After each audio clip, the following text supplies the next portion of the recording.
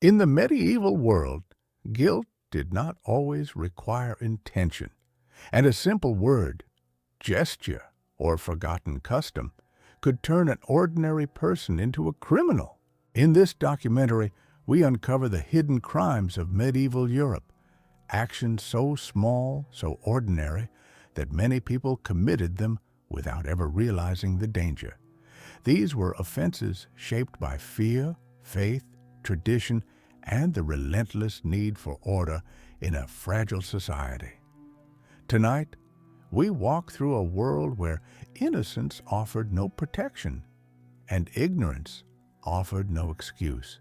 The setting spans the late medieval centuries when kingdoms struggled to enforce authority, the church guarded spiritual purity, and communities depended on rigid customs for survival. Law was not a universal code, but a patchwork of local traditions, oral rules, and deeply rooted superstitions. In such an environment, stepping across an invisible line, sometimes literally, could transform any villager into an offender. Long before the rise of organized policing, towns relied on curfews known as the silences. When the bells rang at dusk, every soul was expected to remain indoors unless granted special permission. The origin lay in early efforts to prevent fire, disorder, and disease from spreading under cover of darkness. To violate the curfew was to signal suspicion. A person wandering after nightfall, whether searching for a lost goat, returning late from the fields, or simply unable to sleep, risked being accused of thievery, conspiracy, or even witchcraft. Patrols roamed the streets, listening for footsteps. The moment a sound echoed through the narrow lanes, lanterns lifted and questions followed. Why are you outside? Who allows this? Failure to answer clearly could lead to detainment. Historical accounts from late 13th century France describe people punished simply for being outdoors when the bell sounded, including one carpenter who had stepped out only to extinguish a spark near his workshop. The silence of the night was sacred, and breaking it even accidentally was a crime carrying fines, lashes, or imprisonment. Bread was not merely food, it was life itself, often bound with religious symbolism. To mishandle it was to risk both social outrage and spiritual accusation. This unwritten law began with famine years, when hunger shaped moral codes. To drop a loaf, waste crumbs, or speak crudely about holy bread was seen as an affront to the divine providence that kept famine at bay. In many regions, the church insisted that every loaf must be blessed, or at least treated, with awareness of Christ's presence. To discard bread onto the ground could be interpreted as disdain toward sacred gifts. Even stepping on fallen crumbs, especially within the home, could lead neighbors to whisper of irreverence. Records from the mid-15th century German cities mention trials for bread desecration, a category of offense that blurred the line between sacrilege and superstition. One woman was brought before the magistrate after a loaf baked unevenly. Her neighbor claimed she had mocked the Lord's generosity. Such accusations rarely ended in severe punishment, but they left stains on one's reputation, and reputation in the medieval world could be lethal. Clothing in the medieval era was not an expression of personality, but a declaration of social rank. Sumptuary laws originating in the early medieval kingdoms and strengthened across the later centuries dictated what fabrics, colors, and decorations each class was permitted to wear. A simple mistake could brand a person as a lawbreaker. If a peasant woman wore a shade of deep crimson, or a merchant's son wore fur reserved for minor nobility, authorities could intervene. This system was meant to protect hierarchy. Colors expressed privilege, and to imitate the elite was to blur the lines of God's ordained order. One surviving case from late 14th century Florence describes a young apprentice who purchased a second-hand cloak dyed with expensive pigment. He did not know the law, yet he was fined heavily and accused of dressing above his estate, a phrase implying dishonesty and vanity. To dress incorrectly was not fashion misconduct, it was a criminal act, interpreted as defiance of social structure, arrogance, or even conspiracy. Across rural Europe, boundaries between lands were marked by stones, trees, or wooden stakes. These markers defined ownership, taxation rights, and feudal obligations.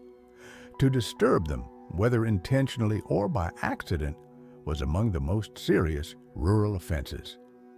The crime's origin lay in agricultural survival. Shifting a marker even a few steps could alter grazing rights, access to water, or crop share. For lords, it threatened authority.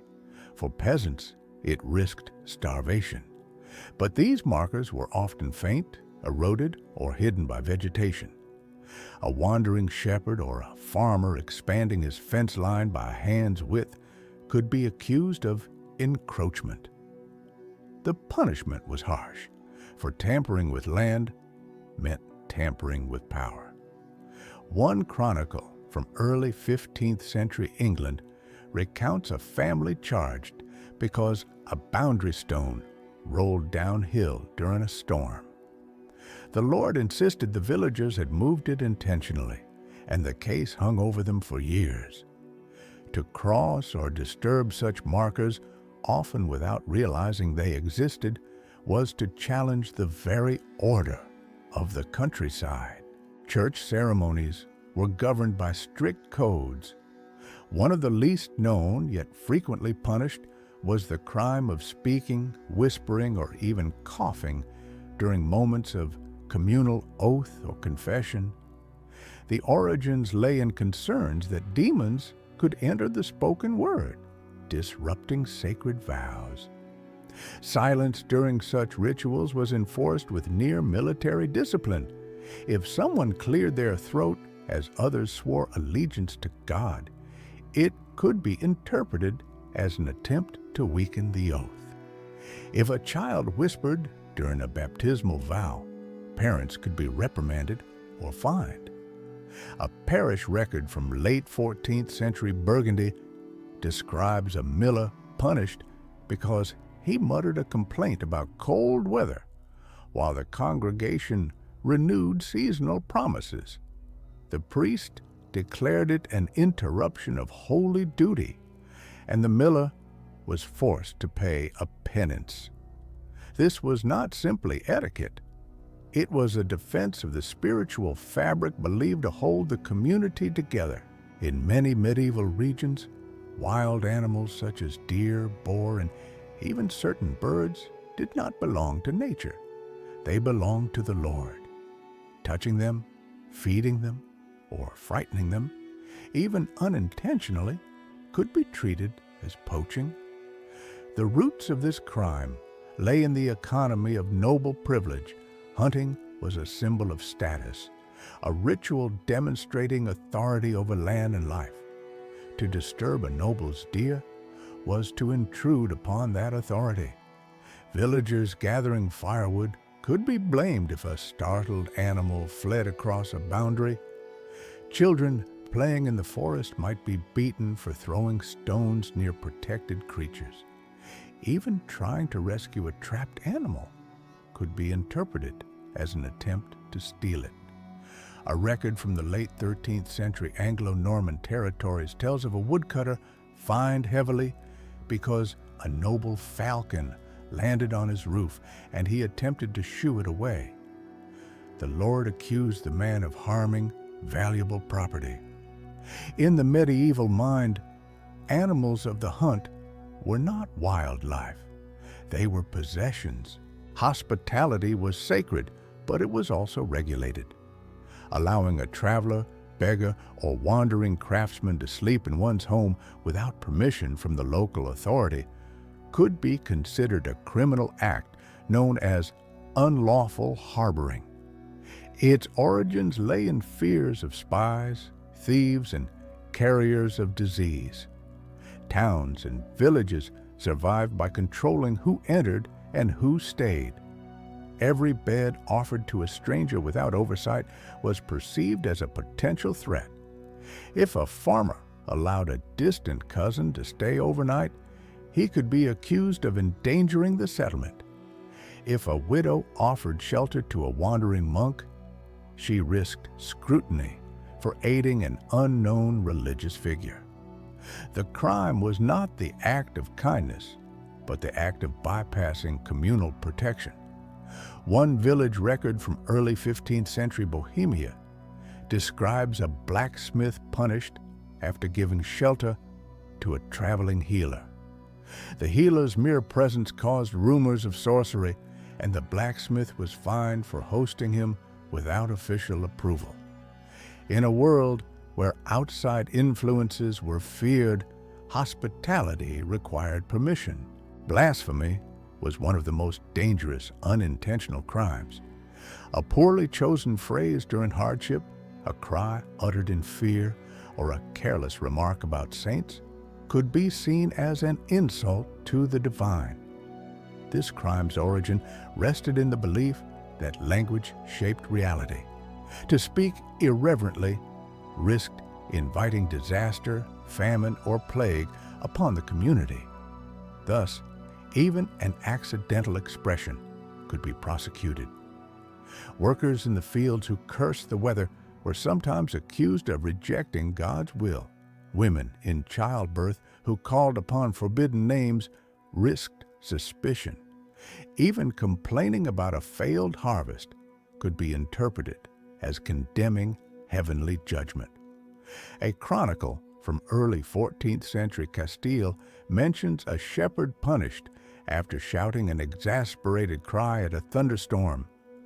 The local priest interpreted it as contempt for divine power, and the man was forced to perform public penance. In the medieval world, words were sacred, and the wrong words spoken at the wrong moment could condemn a person.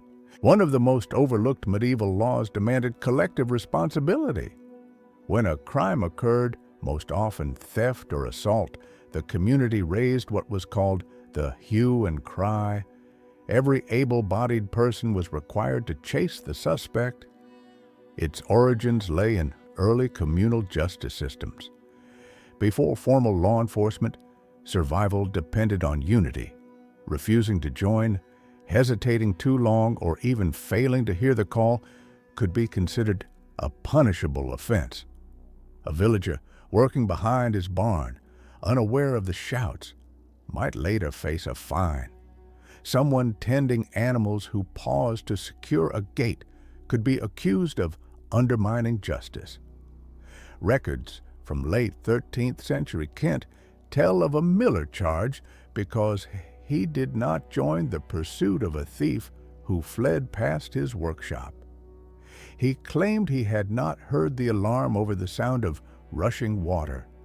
The court still punished him for neglecting communal duty. In a world where justice depended on collective response, ignorance was no defense. Feasts in the medieval world followed rigid hierarchy.